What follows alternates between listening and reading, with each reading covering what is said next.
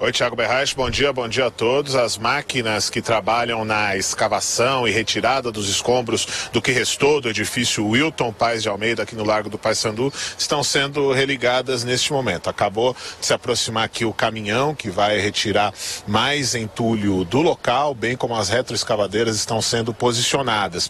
Os trabalhos manuais, eles foram suspensos ao longo da madrugada porque a condição de visualização ela é muito baixa, porque há menos luz, evidentemente. Com luz natural é melhor para se trabalhar em meio aos escombros, e eles trabalham principalmente manualmente na área central do edifício. Ao redor, o escombro ele vai sendo retirado, revolvido com as máquinas de grande porte, e aí na área central, pouco a pouco, eles vão fazendo esse trabalho manual para a recuperação de possíveis restos mortais de pessoas que estavam dentro do edifício. Ontem, ossos encontrados pelos bombeiros nos escombros, inicialmente, a gente até falou isso no Jornal da Manhã, poderiam pertencer a uma criança, mas depois as autoridades revisaram essa informação e no começo da noite de ontem, a informação que chegou é que eles devem pertencer a um homem adulto. De qualquer maneira,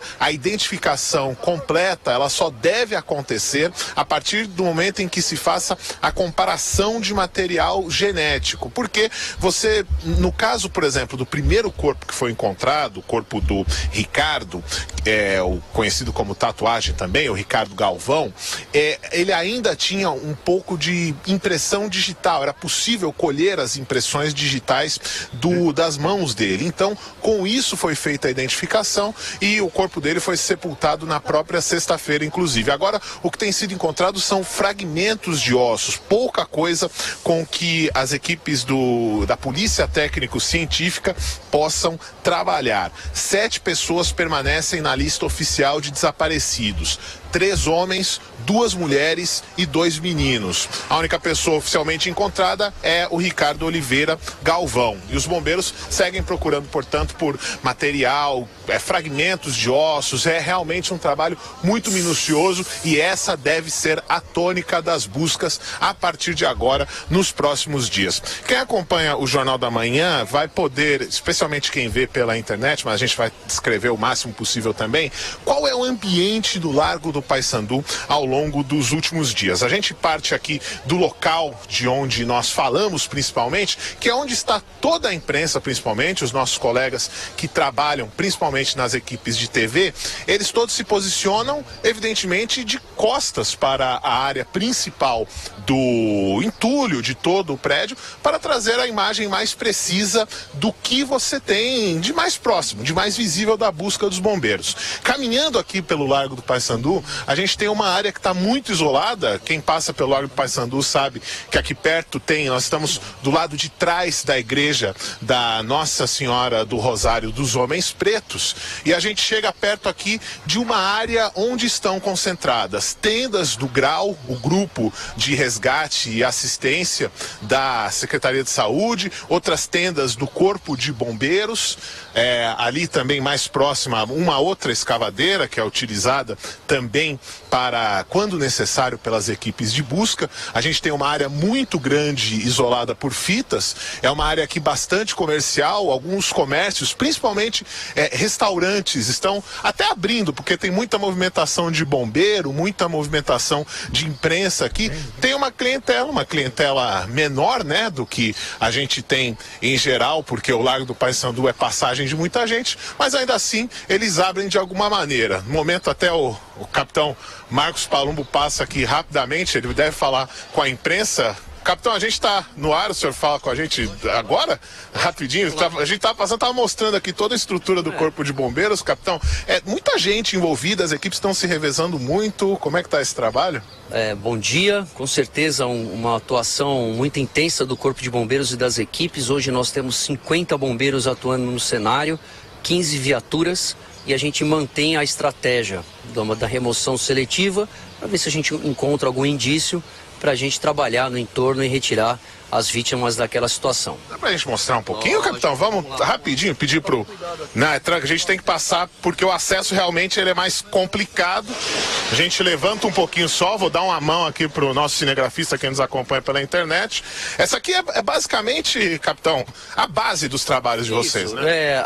Todo o sistema de comando em operações de emergência que o Corpo de Bombeiros desenvolve, ele é baseado numa estrutura que a gente pega todos os órgãos envolvidos no sistema, eles atuam na emergência. Então, esse aqui é o posto de comando, que é o nosso, é um caminhão muito, para quem é aqui de São Paulo sabe que quando a gente chega com esse caminhão em algum local, é uma ocorrência grande, é uma ocorrência que a gente tem ali todos os órgãos envolvidos, a gente consegue conversar com todos, todas as missões, não é que existe o comando de determinado órgão, mas existe sim a integração dos órgãos para que a gente possa atuar em conjunto e resolver a emergência. Então agora o amigo da Sabesp saiu daqui, a Eletropaulo, SAMU, Defesa Civil, todos juntos.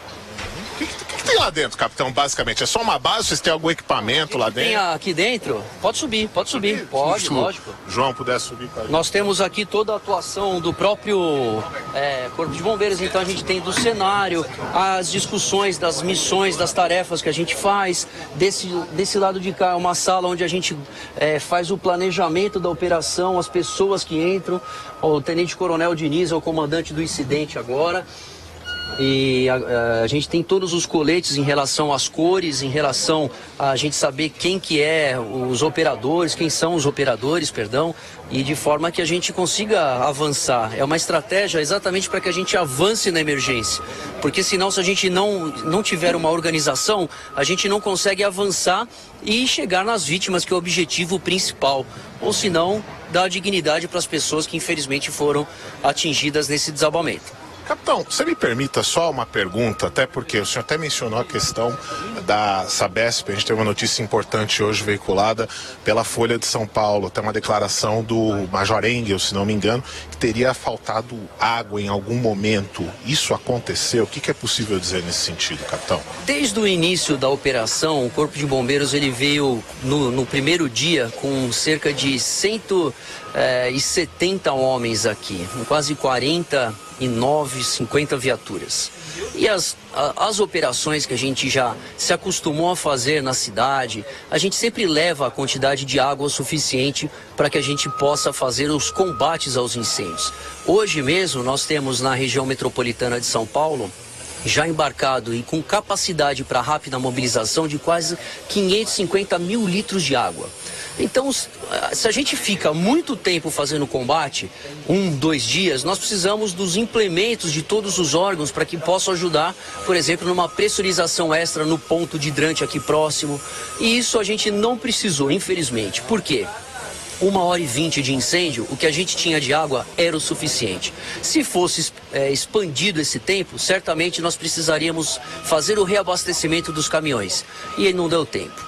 Não deu tempo porque houve o colapso da estrutura e depois o que a gente utilizou de água era o suficiente para que a gente pudesse apagar pequenos focos da edificação, como a gente fez até o momento. Nossos agradecimentos ao capitão Marcos Palumbo, que a gente pegou ele de surpresa aqui de verdade e nos trouxe aqui, mostrou um pouco dos bastidores. Daqui a gente volta para os estúdios. Professor Vila, essa é a TV, mas com a alma do rádio, né? Com a alma do rádio, conseguiu fazer... Belíssimo trabalho do Thiago. Belíssimo trabalho, pena que é corintiano, mas a gente não pode querer tudo de uma pessoa, né? Então, mas e mostrar a estrutura, né? Que o Corpo de Bombeiros, como é organizado e tal. Agora, acho que tem algumas questões que têm de ser lembradas. Tudo isso tem um custo, que é pago pelo contribuinte, né? Queiramos ou não, isso tem um custo, tá lá. E isso deve ser a ineficácia do poder público também, que não poderia ter permitido essas invasões. E quando eu estou falando em poder público, eu me refiro ao Executivo e me refiro à Justiça e ao Ministério Público, né?